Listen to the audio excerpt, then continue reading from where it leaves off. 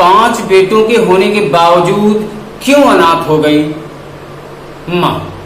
नमस्कार, मैं आदित्य सिंह, स्वागत है आपका श्री न्यूज 24 में। भावुक कर देने वाली कहानी। मध्य प्रदेश के राजगढ़ में 5 बेटों ने अपनी एक मां को भूखा मरने के लिए छोड़ दिया। राम कुंवर बाई के पति जब जिंदा थे तब उनके 5 बेटे उनके साथ रहते थे, लेकिन फिर उनकी शादी होती चली गई और उनके बेटों ने माता पिता से खुद को अलग कर दिया।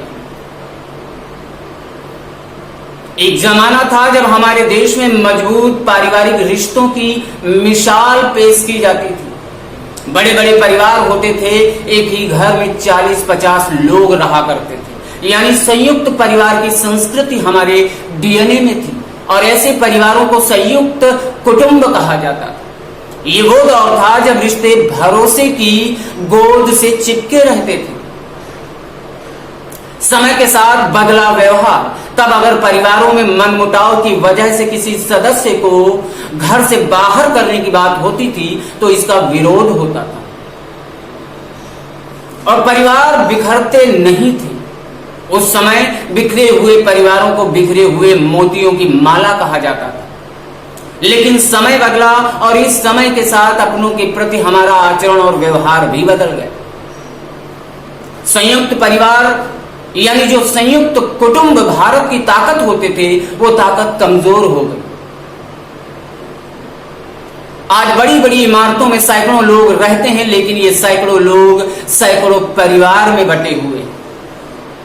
अब संयुक्त परिवार बहुत कम मिलते हैं और एक कड़वी सच्चाई तो यह है कि भारत में अब बहुत सी संतानें अपने माता पिता को अपने साथ रखना नहीं चाहती। वो अपने माता पिता की संपत्ति तो चाहती हैं, लेकिन माता पिता को अपने साथ रखने के संस्कार उनमें नहीं है।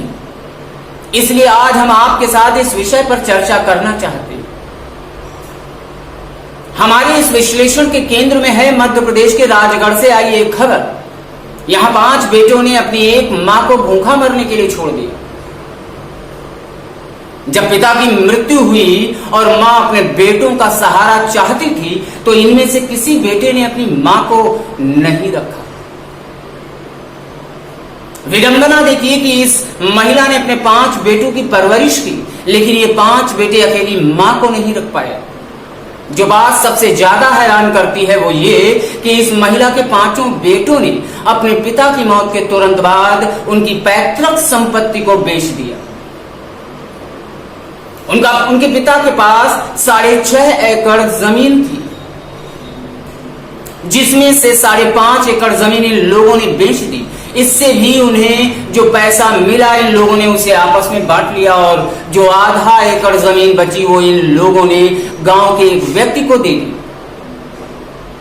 उससे ये कहा कि वो उनकी मां का ध्यान रखे। यानी इन 5 बेटों ने अपनी बेसहारा मां को एक ऐसे व्यक्ति के पास छोड़ दिया जिसका उससे कोई लेना देना ही नहीं था।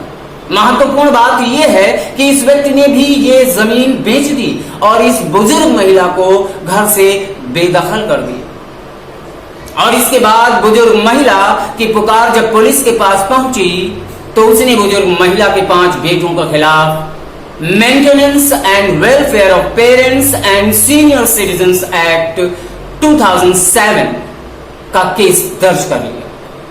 हालांकि भारत में इस तरह का ये पहला मामला नहीं। पिछले कुछ वर्षों में ऐसे कई मामले सामने आए हैं जिनमें पता चलता है कि भारत में लोग अपने बुजुर्ग माता पिता के साथ नहीं रहना चाहते। यही नहीं, आज के जमाने में एक भाई भी अपने भाई के संयुक्त परिवार यानी ज्वाइंट फैमिली में नहीं रहना चाहता है। इसे आप कुछ आंकड़ों से समझिए। आपको बताता हूं मैं कि 2001 की गणना के मुताबिक उस समय भारत में 19 करोड़ 31 लाख परिवार थे, जिनमें से 3 करोड़ 69 लाख ज्वाइंट फैमिलीज थी। यानी कुल परिवारों में से 19% परिवार एक साथ रहते थे। लेकिन 10 वर्षों में ही ये तस्वीर बदल गई। वर्ष 2011 में कुल परिवारों में से ज्वाइंट फैमिली 16% ही रह गई। 2011 की जनगणना के मुताबिक उस समय भारत में 24 करोड़ 88 लाख परिवार थे, जिनमें से 4 करोड़ ज्वाइंट फैमिलीज थी। भारत के एक एनजीओ हेल्पेज द्वारा जारी किए गए आंकड़ों के मुताबिक हमारे देश में 1176 ओल्ड एज होम यानी वृद्ध आश्रम है। ये 2009 के आंकड़े के अनुसार है। सबसे ज्यादा ओल्ड एज होम केरल में है। एक दूसरी स्टडी के मुताबिक इन वृद्ध आश्रम में लगभग 97,000 ऐसे लोगों के रहने की व्यवस्था है जिन्हें उनका परिवार बुढ़ापे में छोड़ देता है। लेकिन बड़ी बात यह है कि भारत में वर्ष 2028 तक ऐसे लोगों की 9 लाख संख्या हो जाएगी। यानी इन लोगों के लिए तो घर में जगह बचेगी नहीं बचेगी, और ना ही वृद्ध आश्रम में इनके लिए जगह होगी। सोचिए ये कितना दुर्भाग्य की बात होगी।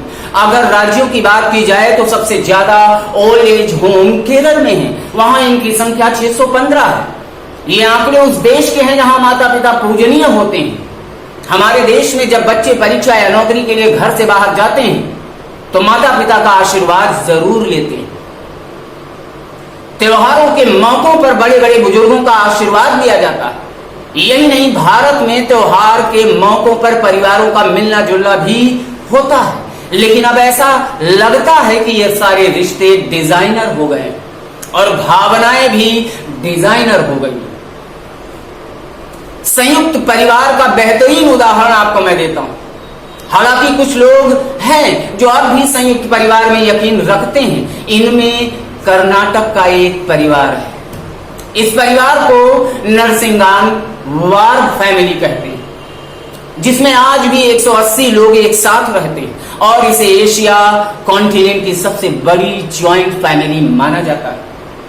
ये परिवार पिछले 500 वर्षों से इसी तरह से संयुक्त कुटुंब में रहता आ रहा है। सोचिए 5 सदी हो गई लेकिन ये परिवार नहीं दिख रहा। आज भी अंगूर के गुच्छों की तरह एक दूसरे से जुड़े हुए। इसी सूची में जाओना का चाना का भी एक परिवार है।